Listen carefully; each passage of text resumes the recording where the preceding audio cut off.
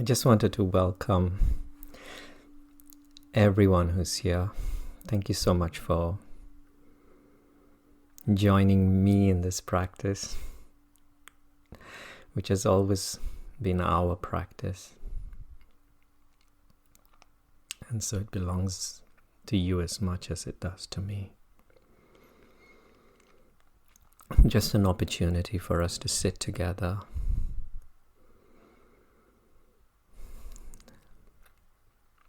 and literally to be together, leaving all the doing parts outside.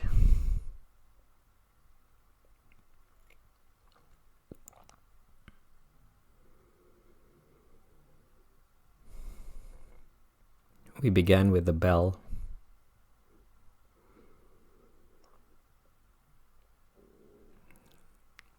And let the bell be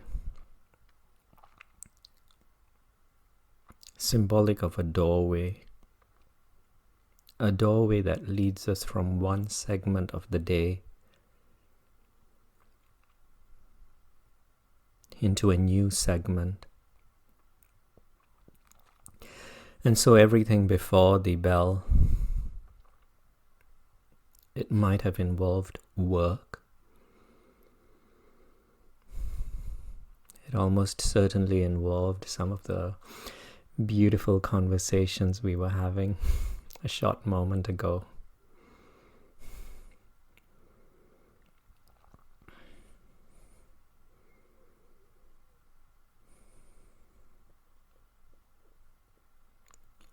Those events from yesterday, those memories from day before yesterday, our history, all of that was in a different segment, the segment before the bell. And now we step into this segment where we sit together to practice. And let's spend a few moments just contemplating on what it means. It means that we've entered into this practice together. First and most importantly, just so that we can give ourselves an opportunity to step outside of our thoughts, to be kind to ourselves at all levels, because we've all learned how to take care of our bodies with good food, with nourishing drinks, with sleep, to rest when we were physically tired. But now we bring into the equation our mind.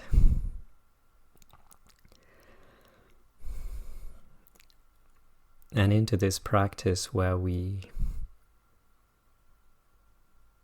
remind ourselves to be kind to ourselves.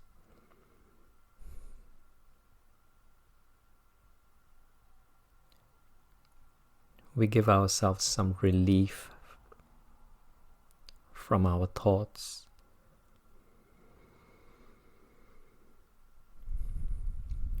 Which sometimes probe into the past, and when it's not in the past, it's jumping into the future. It's usually not a problem if the future is anticipated as bright and wonderful and good things, if we are focusing on the good things that are going to happen in our lives. But sometimes, occasionally, the mind goes into those slightly darker places, no doubt influenced by the newspapers and media and magazines, which tell us that things could be a little bit challenging. And then when our mind goes into those projections, those anticipations of a future that may not be as we would like it to be, worry sets in, stress sets in. We worry about our job security, how we're going to pay our rent, all those sort of things.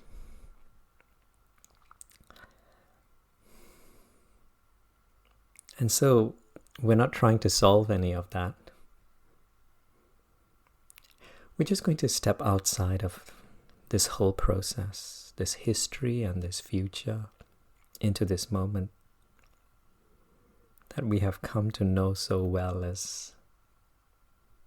or at least we're getting to know better and better every day, this moment that we call the now, this present moment, which is the space that surrounds the thoughts.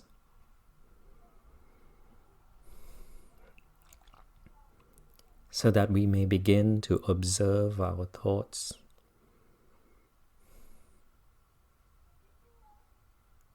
as something quite separate from who we once believed we were. Many of us often, it's almost certain that every single one of us seated and joining in this practice, at some point or the other we identify ourselves with our mind. And you can tell if you've ever felt sad, if you've ever felt angry, if you've ever felt upset. It simply means we've stepped into the mind.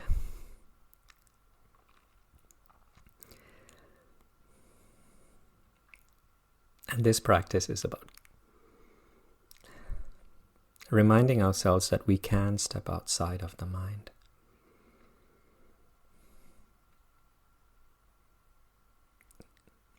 And a moment ago I said that we're not going to try to find solutions to any of the problems in the future. And we're not going to try to get to the bottom of any of our conversations or problems in the past. That's what the therapists are for. But no, we're not going to try to find solutions.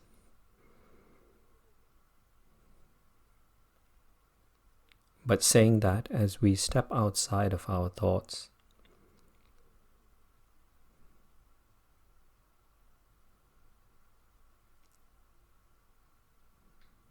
you may find more clarity. It's almost as though when you were inside your thoughts, it was like a sandstorm, being in the middle of a sandstorm. No clarity, no idea of which direction to move in, because sometimes even the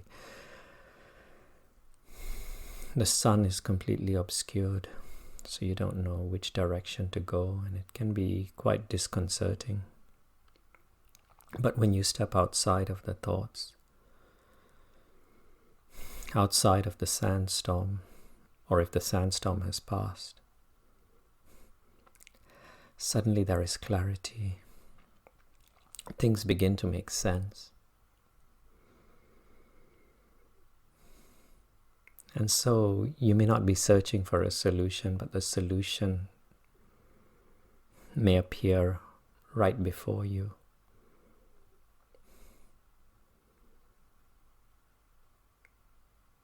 And that's why this practice is so important to me.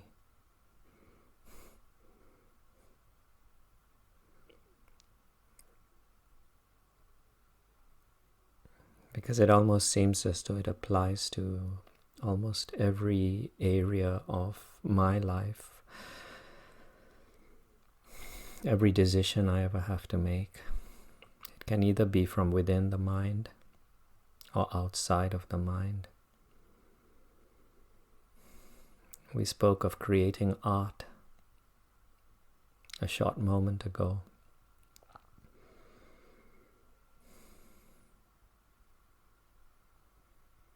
whether it's a painting or a piece of writing or poetry. Every single one, or music, every single one of us, we enjoy art in one of those forms. And even when it comes to art, I have come to understand that there may be different ways in which we can create art. One of them is from within the mind, within the sandstorm, where we replicate, where we create something that's been created already before.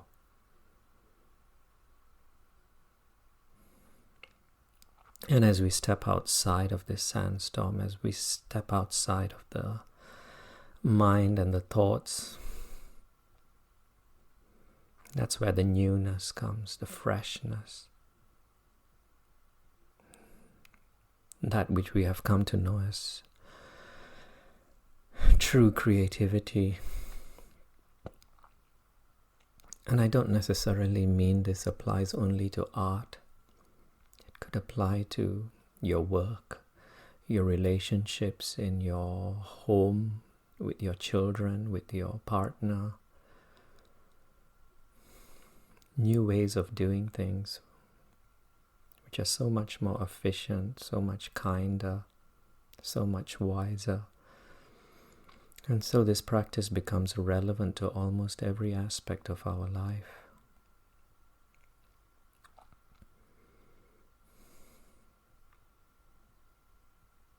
I'm just talking you into the practice. Because for me, it's always been important to know why.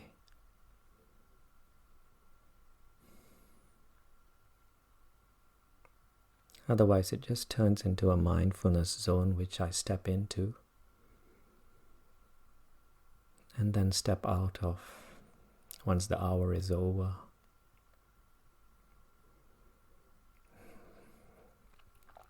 But we try to turn this 1 hour into something that we can apply into almost every aspect of our life, of our day. And my words today, they're simply going to guide you.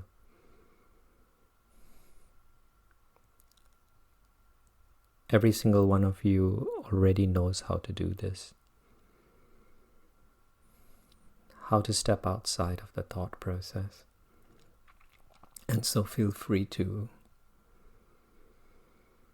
bask and bathe in this space when you find it, when you remember it.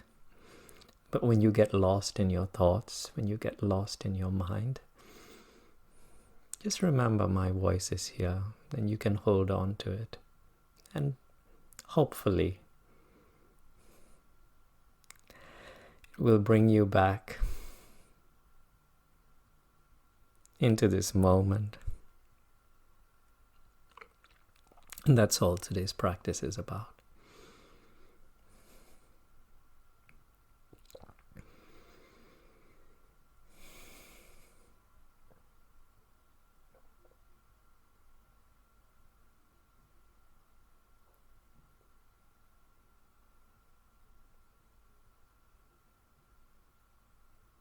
Let's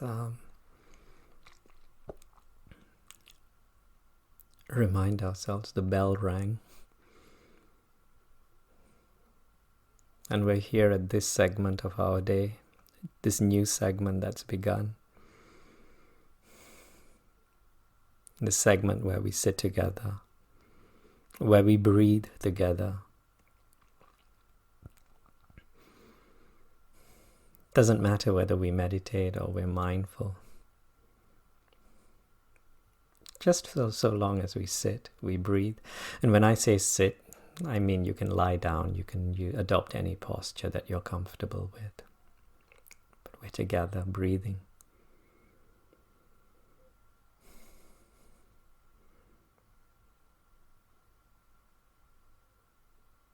We're sitting.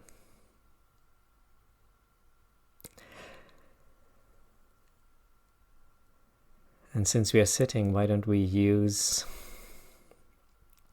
this posture, this body, as our first doorway into this moment. This moment we call our now. Activate your senses. Every one of your senses, your sense of hearing. What can you hear at this moment? Not 10 seconds ago, not 1 minute ago, but right now.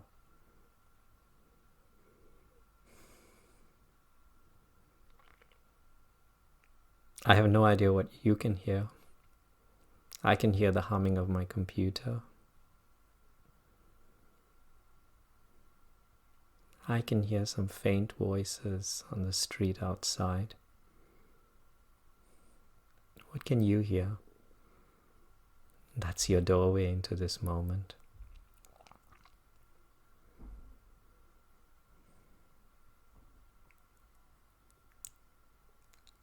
Are any of the sounds disturbing you? Are they disturbing your practice?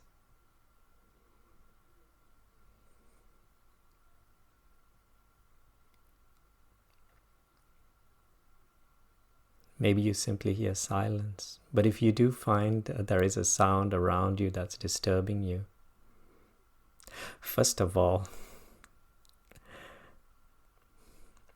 we say thank you to that sound because it becomes one of our most valuable tools in our practice today.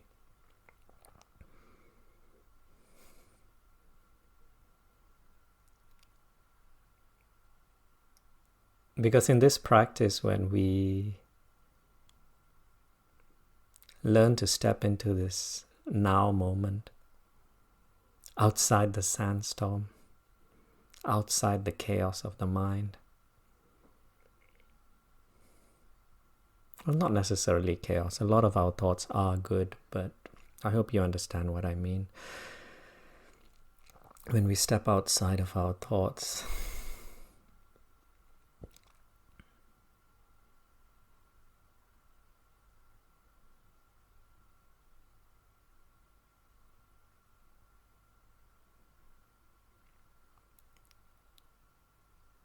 we begin to attempt accepting all that we find in this moment. And so that includes those sounds that might be disturbing you or might even suddenly arise during our practice. The car alarm going off next door, or a doorbell, footsteps, radios. There are many things we cannot control. But we call this practice, or at least some teachers call this practice, the art of learning how to allow, the art of allowing. And so whatever disturbs you in terms of sounds, we try to change our relationship with it by giving it permission to exist.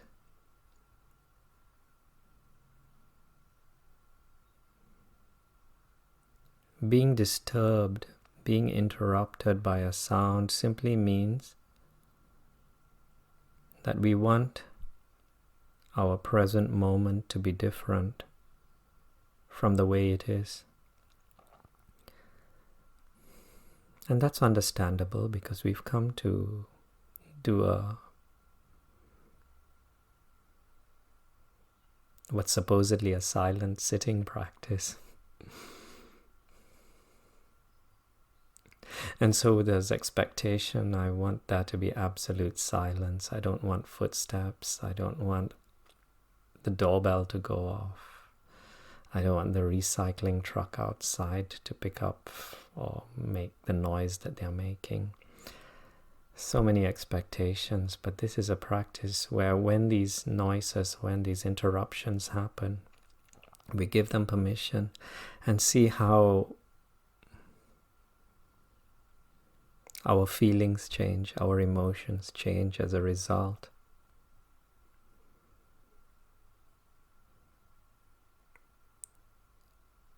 It's where we begin to learn that as much as we try to control our environment, as much as we attempt to control the people around us, the way they behave towards us, and then the bigger things, the economy, the environment,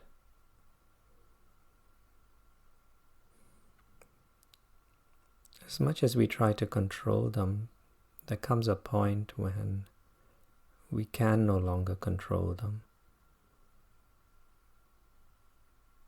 At least not now, not at this moment.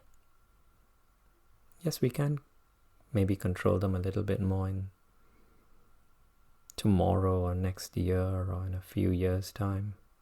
But right now, I can't control that particular sound. I can't control the way that person's behaving.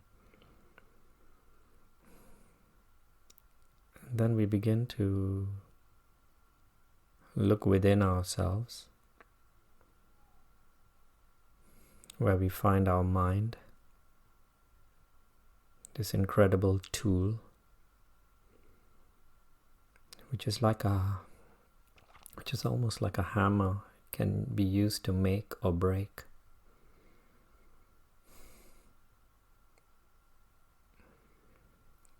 And we find if we can choose a different thought about this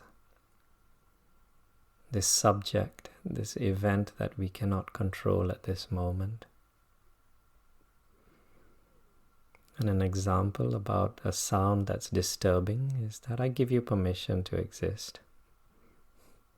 You don't know I'm here doing this practice, or whoever it is that's making that sound doesn't know. And so you soothe yourself, you comfort yourself, and then you bring yourself back into balance.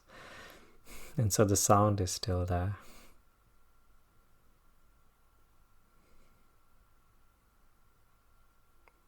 You're finding yourself probably still disrupted, still being disturbed, but to a lesser degree.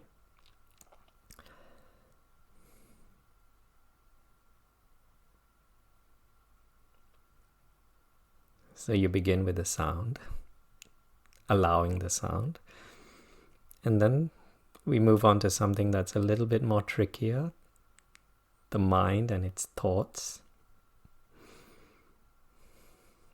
because it's not easy to separate ourselves from our thoughts, is it? At least not for most of us. And so with our thoughts, we give permission.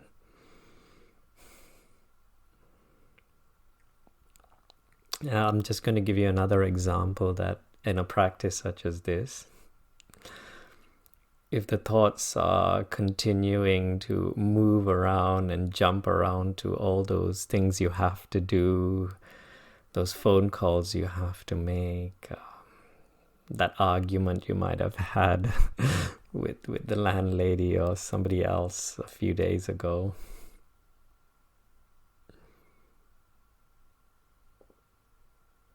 Once again, you give permission, because you understand that this is a practice. It's a practice, so you're not meant to step into silence immediately. You're not meant to step into that zone which many of us expect from meditation. When we look at those statues of the yogis and Buddha and all that, they look so peaceful. But that's not what I'm experiencing right now. So then the mind starts saying, you're not meditating, you're doing a lousy job, and you might as well give up. And to that, we just want to be aware of these thoughts, because we begin to recognize that the mind has its own momentum, just like a moving fan.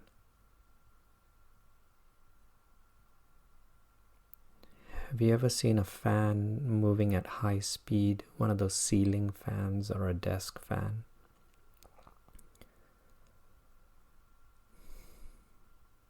Depending on its weight, it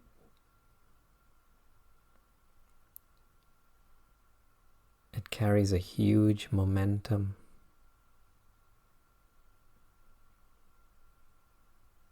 And until you switch it off, you would not want to put anything near the fan. You wouldn't want to put your fingers or a pencil or anything like that, attempting to stop that momentum. And so we've all picked up a huge amount of momentum. Maybe from this morning, maybe from yesterday, maybe from weeks ago. And we're talking lifetimes here. From the day you were a toddler and began absorbing those words and thoughts and beliefs from parents, teachers, the environment, books, movies.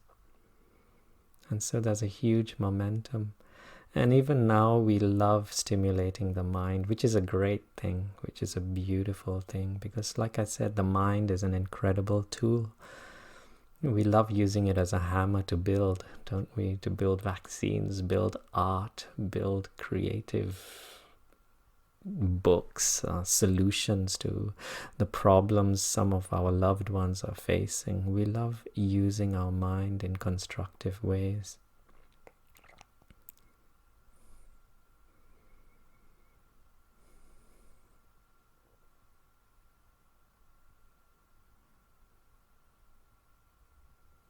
And so it is a wonderful tool.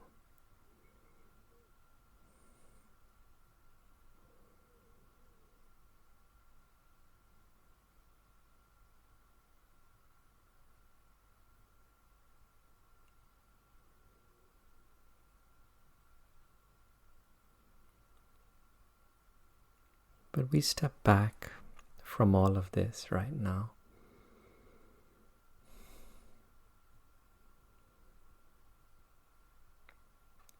And by observing the mind, by not attempting to stop it, by stepping outside of our thought process, what you are, in fact, allowing yourself to do is switch off the power switch that keeps the fan spinning. And that's what we're doing right now. As we tap into this present moment and begin to observe our thoughts, the momentum of the thoughts, no matter how turbulent it may appear right now, no matter how turbulent it is, you are not failing in this practice. Because the key to this practice is the awareness. If you think you're having a bad meditation, a really horrible practice right now, you're only thinking it. And so I invite you to be aware that you are thinking, that you are having a bad practice. And then space is created.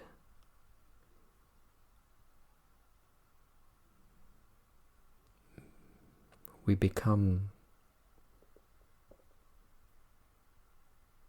the witness to the mind. We tap into this state of awareness, this state of presence.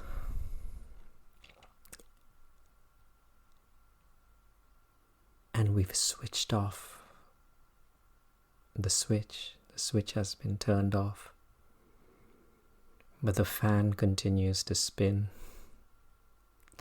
But we are observing, we are watching. And one thing you'll realize about this space of awareness is that there is a lot of patience, because time doesn't exist here. So you don't need to be in a hurry, because there's only now and now again. And then there's another now. And so there's no urgency. You become extremely patient. And you observe, and then this is where the mind begins to slow down. It slows down slower and slower and slower.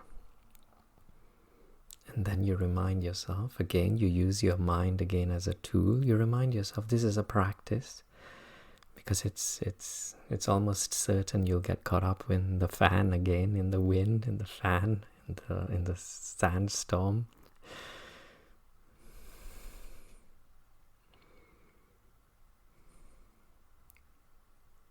But then there is patience until ultimately you may get glimpses of the space between the fan's blades. Then you'll begin to notice, before, when the fan was spinning very quickly, it almost looked like a single entity where there was no space in between the blades.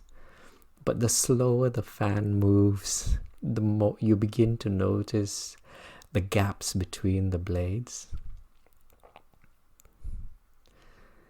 And then this witnessing presence begins to merge into those gaps. And so you become more comfortable with your thoughts, because instead of identifying with the blades, you now identify with the gaps in between the blades. And then suddenly you begin to notice there's space underneath the blades. And the blades are actually very thin, very, very thin objects. They looked a lot bigger earlier when they were moving at high speed. It almost looked like a single disc, a huge entity. But suddenly they just look so thin and small, and then you begin to notice the space above the blades, and then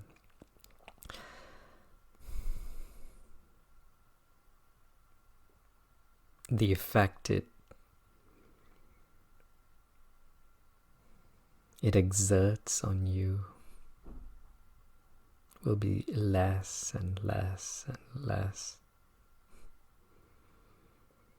And it sometimes almost feels as though this space around the blades, above the blades, below the blades,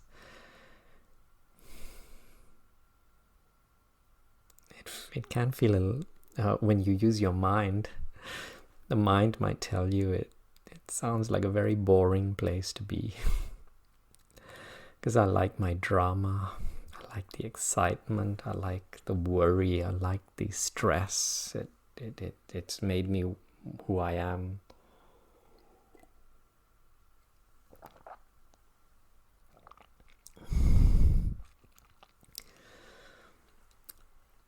But maybe, perhaps this is something for us to just contemplate on.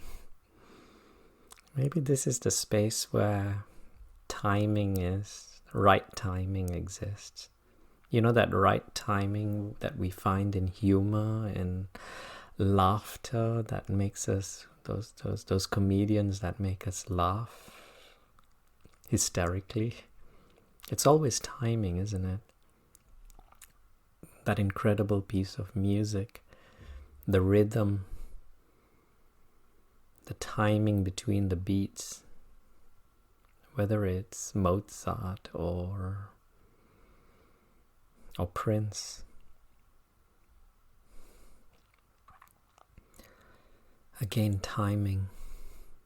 And so maybe it's a space of enthusiasm, it's a space of vast interest, of passion. Maybe. And so maybe it's not as boring as the mind has led us to believe it is.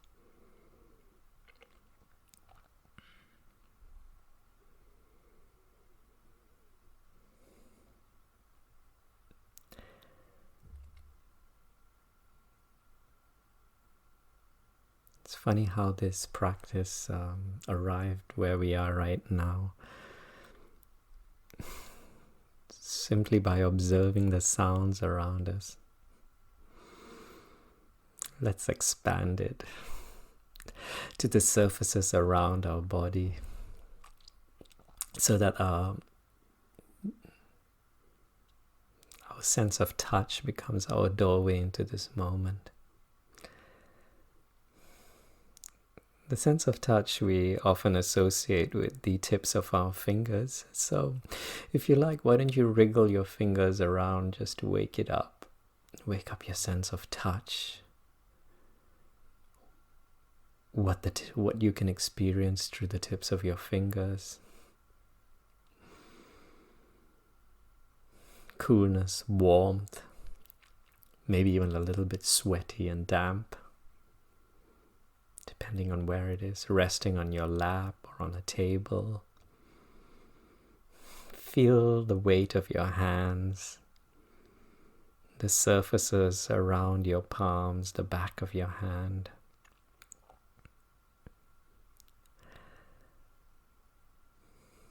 This becomes our doorway into this moment.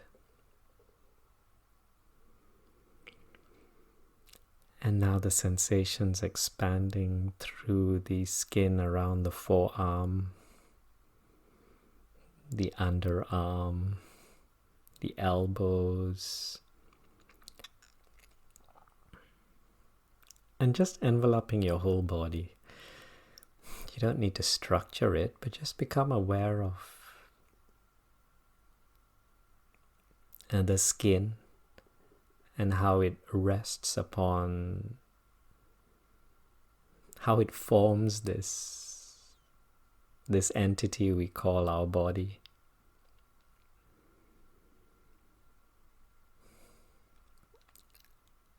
Awakening the sensors all around the body so that you're beginning to tune and learn a little bit about the temperature of your environment.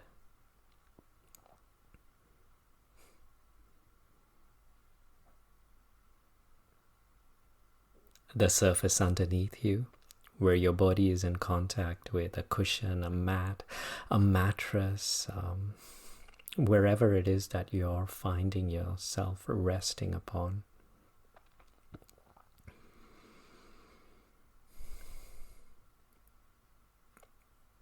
Aware of your body's posture.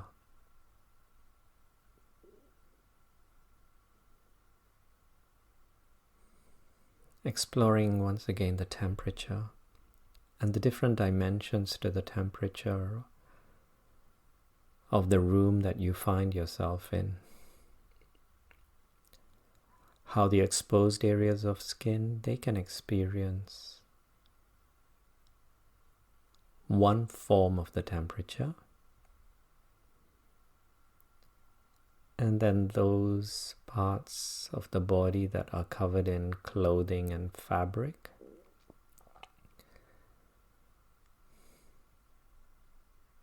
they are experiencing a slight variation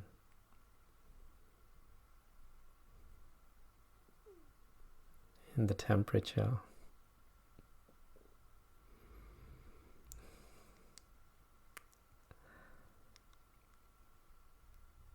Using this as an opportunity to once again understand something else about the mind.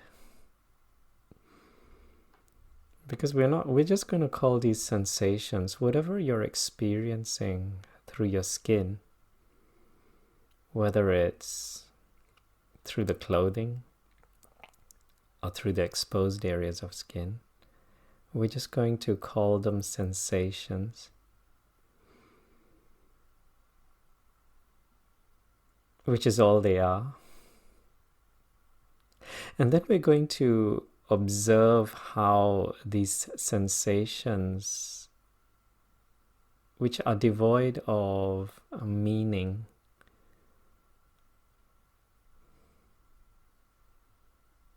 how as these sensations get filtered through the mind, you find meaning, different meanings emerging. And when I say meaning, I just mean those little labels that the mind likes. Warmth, cool, comfortable, soft fabric, rough fabric. This can only be the mind, because it's learned about these different sensations and how to give meaning to them. And so whatever meaning you can see arising as you experience these sensations, that is the work of the mind.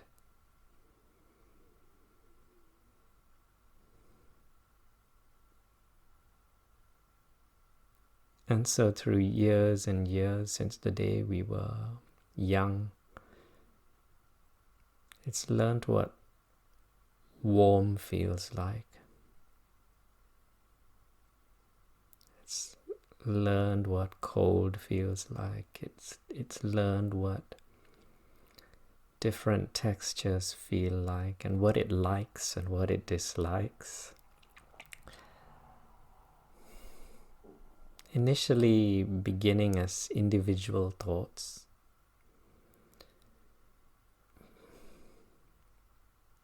but then we think them again for the second time, and the third time, and the fourth time, and then soon maybe it's the 500th time, and then it becomes a belief, a very strong belief.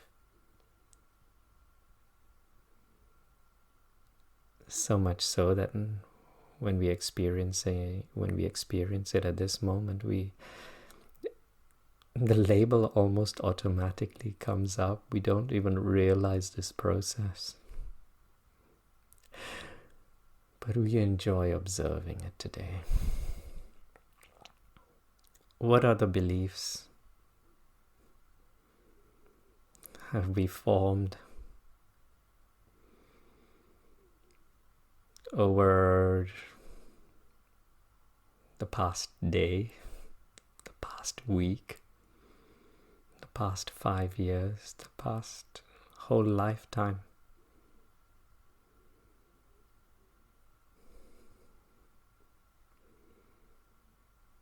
And so this is a practice where we gently begin to learn how to step outside of these thoughts without judging them.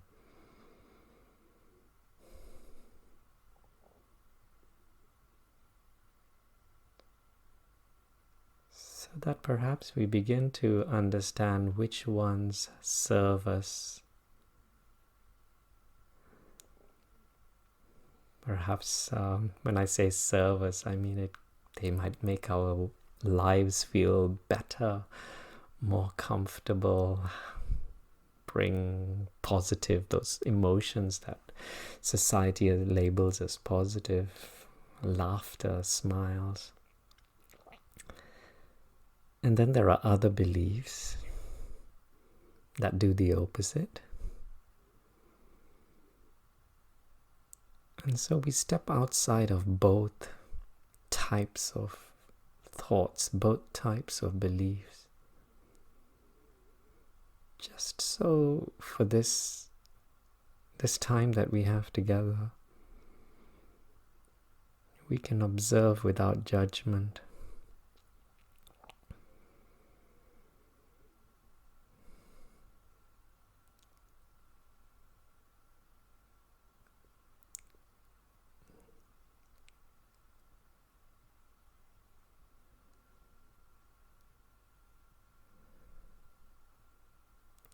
I know we're only talking about physical sensations, warmth, cold, comfortable, uncomfortable, but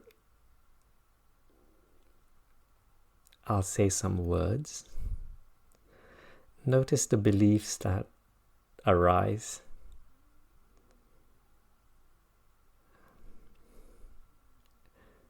White skin, brown skin, black skin, different colors of skin.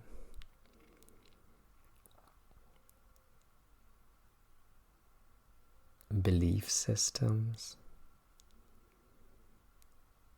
Islam, Hindu, Buddhism, Christianity, Judaism.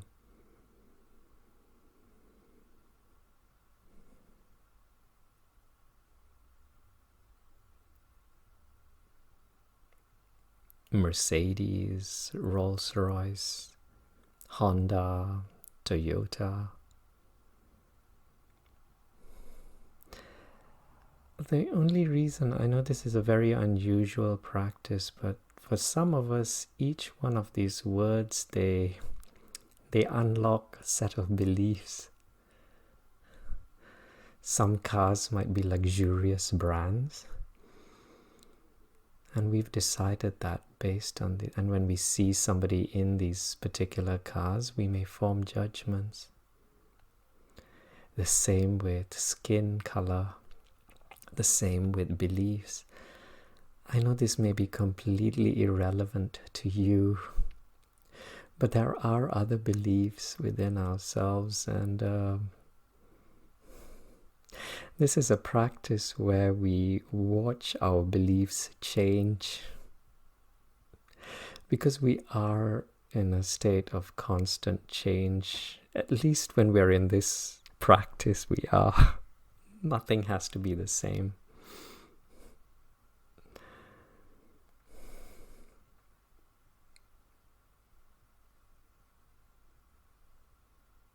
And that's why this practice becomes a practice that we carry with us throughout our day, from moment to moment, observing and noticing how we filter the world around us through our mind. And we don't beat ourselves up. We don't punish ourselves. If we see a person of a particular skin color and these prejudices arise, we're not going to scold ourselves. We're not going to judge ourselves badly.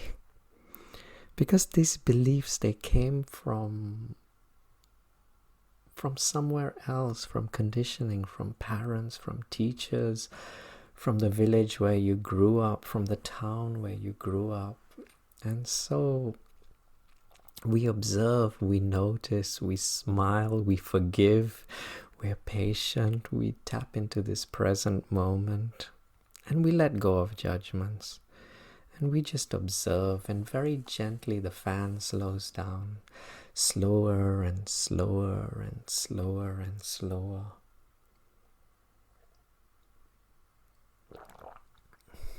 Until maybe one day we'll experience the stillness. Maybe we've experienced it today during this practice, maybe later, maybe earlier this morning.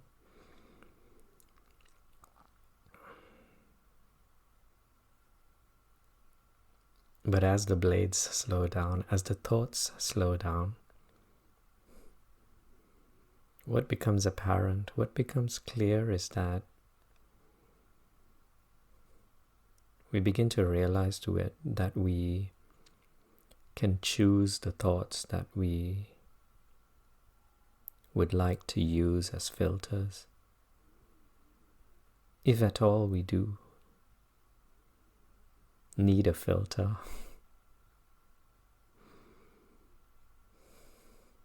And so we can choose,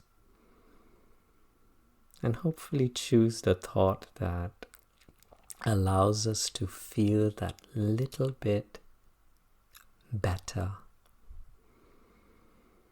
And so if you're experiencing, for example, if right now or this morning, well, I'm assuming you feel pretty good right now, but maybe earlier today you were upset or depressed or angry or something like that.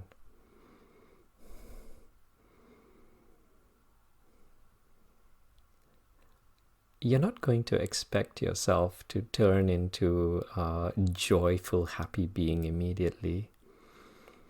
All you're going to do is accept your emotion, whatever it is you are experiencing, whether it's anger, depression, sadness, whatever it is, anxiety, you're going to make peace with it because that's the present moment.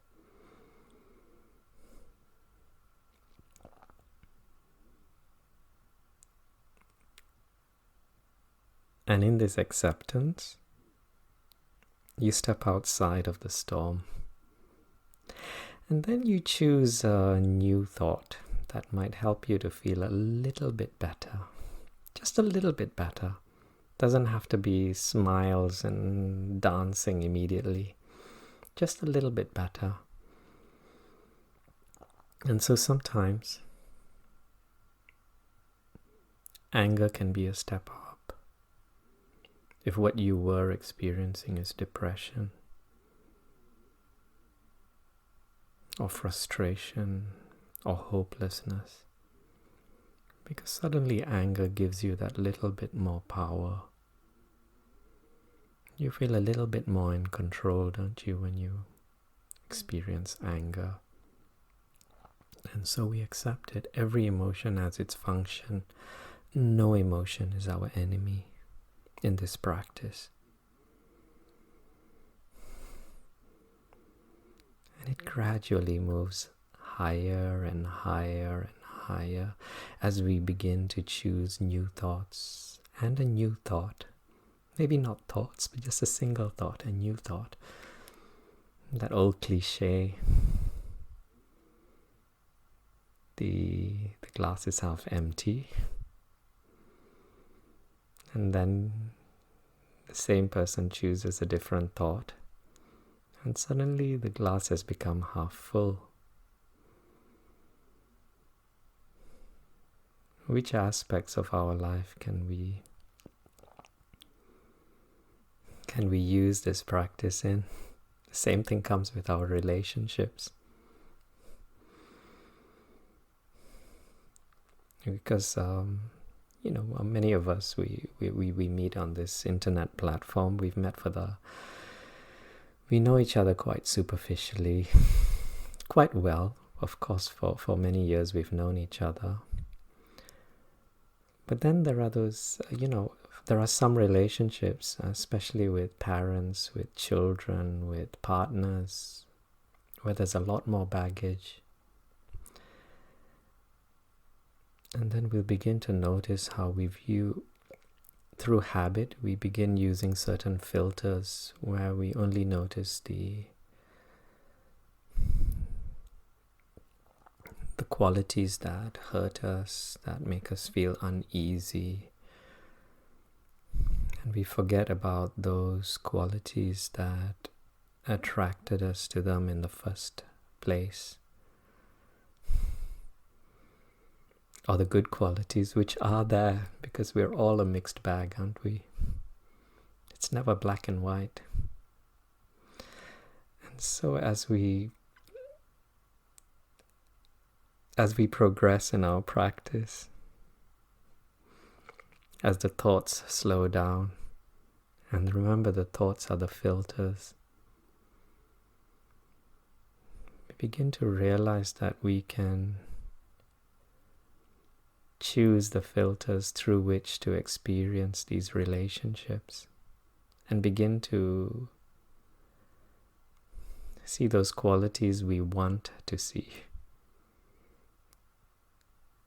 And then those qualities begin to shine through, and our experience turns into a completely new, a completely different experience.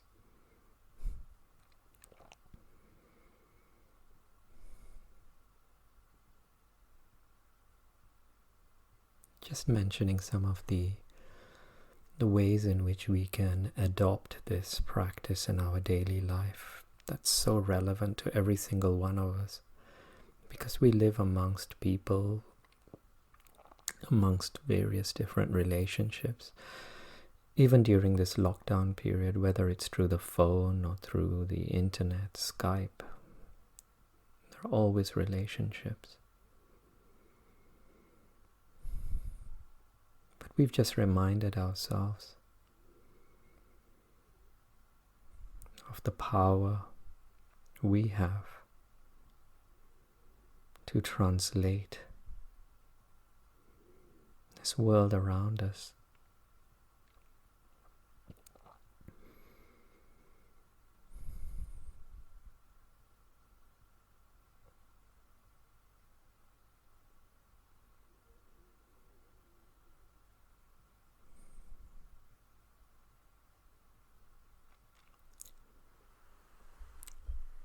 The time passed very quickly today. But maybe before we close, we'll use our breath. We'll use our breath as a doorway into this moment. And so all that attention we've been giving to the surfaces of our body, let us invite it to the tips of our nostrils. And begin to experience the sensations of the breath flowing in. And so gradually letting go of the world outside of us, the sounds, the physical sensations that you've been seated here for an hour, so whatever you're experiencing underneath you, your back, all those little pockets of discomfort, just letting go of it for a short while and directing your attention to the inflow of breath flowing in through the nasal passage, up the nasal passage, down the windpipes, all the way down into the stomach. As you breathe in, noticing how your stomach wall rises.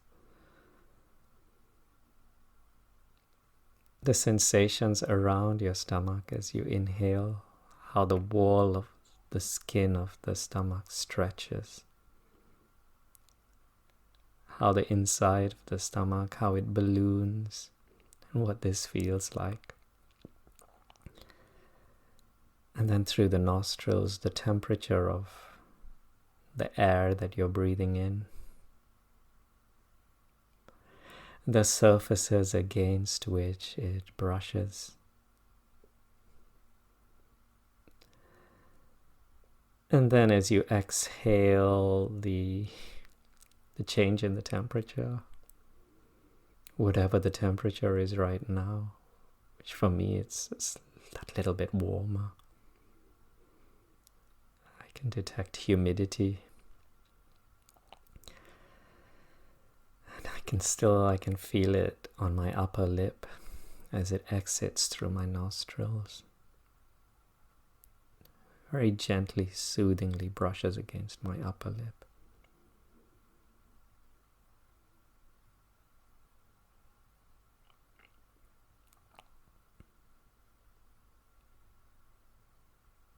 Breathing in and out.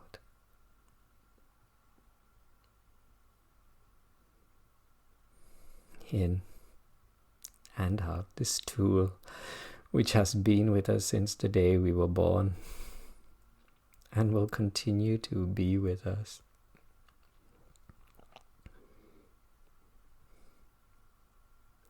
At least until the day we leave.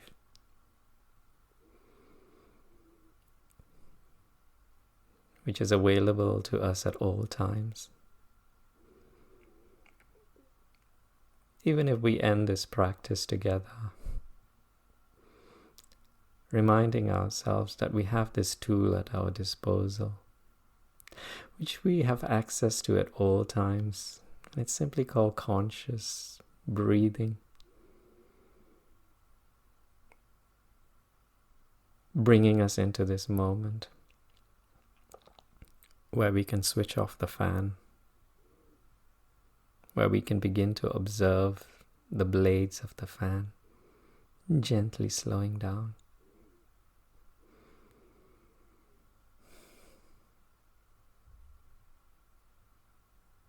Choosing which blade we would like to give our attention to. Hopefully always choosing those that bring that little smile to our lips. Those comforting thoughts, and those allowing thoughts that simply allow the dust to settle, so that we can see more clearly.